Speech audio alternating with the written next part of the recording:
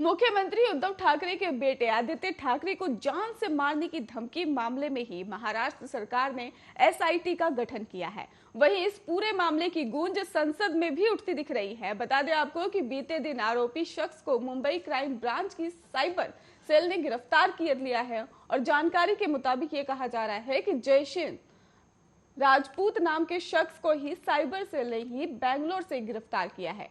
और राजपूत तो खुद को दिवंगत अभिनेता सुशांत सिंह राजपूत का फैन बताता है। सूत्रों की माने तो कुछ कहा जा रहा है कि कुछ दिनों पहले राजपूत ने ही देर रात आदित्य ठाकरे को फोन किया, पर उन्होंने जब फोन पर जवाब नहीं दिया तो राजपूत ने ही धमकी भरे मैसेज भेजना शुरू कर दिया था।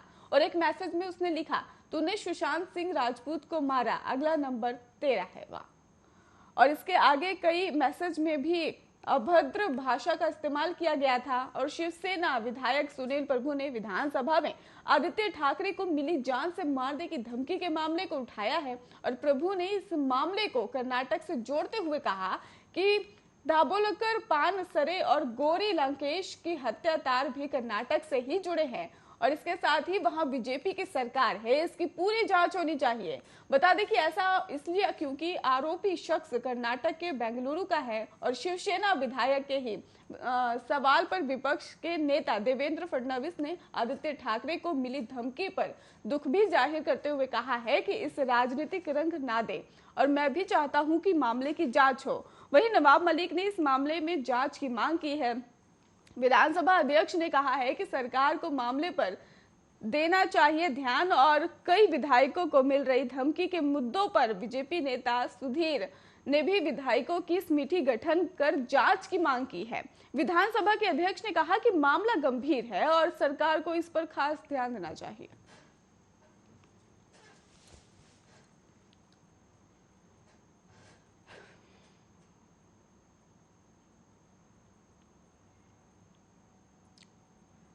लुधियाना की एक अदालत में गुरुवार को ब्लास्ट हुआ जिसमें 2 शख्स की मौत हो गई है और 4 लोग घायल हो गए हैं।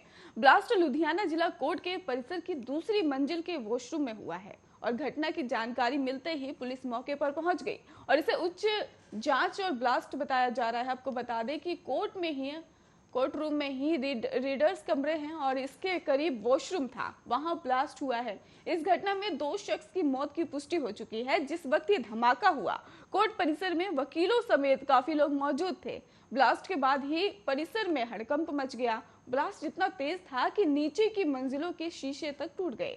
फिलहाल पुलिस मौके पर पहुंचकर जांच में जुट गई है और जांच के बाद ही पता चल पाएगा कि ये ब्लास्ट किसने किया और किस चीज से अंजाम दिया गया। इस ब्लास्ट की वजह से ही पूरी इमारत को नुकसान पहुंचा है और वहीं पंजाब में आने वाले कुछ महीनों में विधानसभा चुनाव होने हैं। ऐसे समय पर कोर्ट परिसर में इस तरह का ब्लास्ट लॉ एंड ऑर्डर पर सवाल जरूर खड़े कर रहा है। आपको बता दें कि लुधियाना के पुलिस कमिश्नर गुरप्रीत सिंह भुल्लर ने कहा है कि 2 की मौत हो गई है और 4 लोग जख्मी हैं।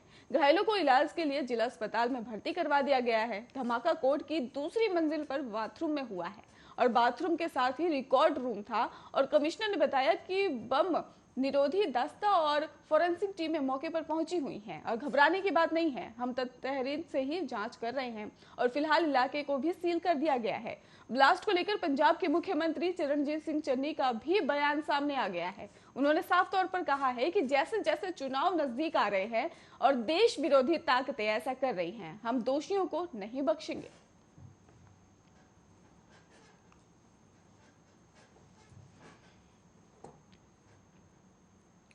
उत्तराखंड कांग्रेस के विवाद को खत्म करने के लिए कांग्रेस आला कमान सक्रिय हो गया है। वहीं सूत्रों की माने तो नाराज हरीश रावत से कांग्रेस के शीर्ष नेतृत्व ने संपर्क किया और नाराजगी दूर करने का भरोसा दिया है। आपको बता दें कि केरल से लौटकर राहुल गांधी शुक्रवार को उत्तराखंड के नेताओं से मिल सकते हैं और जिसमें हरीश रावत के भी मौजूद रहने की संभावना बताई जा रही है।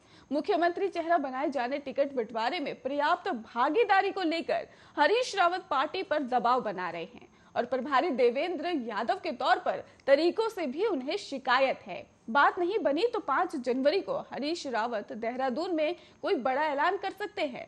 रावत समर्थकों को देहरादून में इकट्ठा होने को भी कहा गया है और रावत कैंप का दावा है कि अपेक्षा से नाराज होकर ही हरीश रावत 5 जनवरी को राजनीति से संन्यास लेने का ऐलान कर सकते हैं।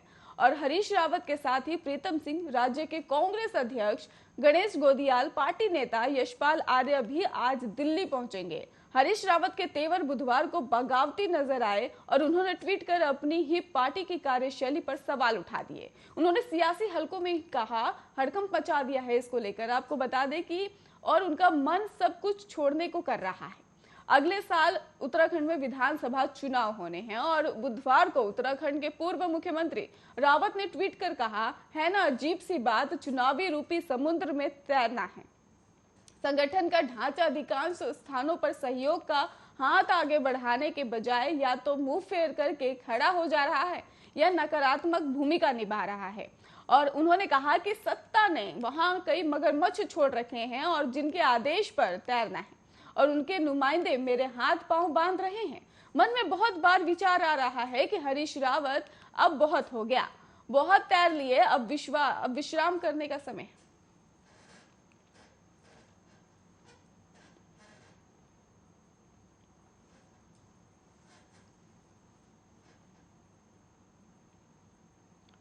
दिल्ली की निचली अदालत ने महाराष्ट्र के पूर्व गृह मंत्री अनिल देशमुख को सीबीआई की प्रारंभिक जांच में कथित तौर पर क्लीन चिट देने वाली रिपोर्ट लीक होने में ही भूमिका की जांच करने पर एजेंसी को निर्देश दिया है। कोर्ट ने अपने आदेश में कहा है कि इस मामले में सीबीआई के आरोप पत्र में भले ही देशमुख को आरोपी ना बनाया गया हो, लेकिन वो बड़े षड्यंत्र का हिस्सा हो सकते हैं, क्योंकि प्रारंभिक जांच की सामग्री लीक होने से सबसे ज्यादा फायदा उन्हें ही देखने को मिल रहा है। और कोर्ट ने अपने आदेश में यह भी कहा कि ऐसा लगता है कि सीबीआई ने गाड़ी खींचने वाले इंजन घोड़े को छोड़ दिया है, जिससे केवल गाड़ी में यात्रा करने वालों पर ही आरोप लगाया जा रहा है। हालांकि इंजन या घोड़े द्वारा खींचे बिना गाड़ी की सवारी या साजिश संभव नहीं होती। साफ तौर पर कई सबूतों होने के बावजूद ऐसा लगता है कि सबसे अच्छी तरह से ज्ञात कारणों को जानते हुए भी सीबीआई ने केवल जरियों को ही आरोपी बनाया है, जबकि डोर थामने वाले दिमाग या मास्टरमाइंड व्यक्ति को छोड़ दिया गया है। इसलिए सीबीआई को निर्देश दिया जाता है कि इस मामले में अनिल देशमुख की भूमिका की पूरी तत्परता के साथ और सावधानी पूर्वक ही एक समयबद्ध तरीके से जांच की जाए। कोर्ट ने इस मामले में सीबीआई को 4 हफ्ते के अंदर बिना किसी विफलता के स्थिति रिपोर्ट दाखिल करने का निर्देश दिया। गौरतलब है कि महाराष्ट्र के पूर्व गृह मंत्री देशमुख के खिलाफ जबरन वसूली के आरोपी की जांच चल रही है।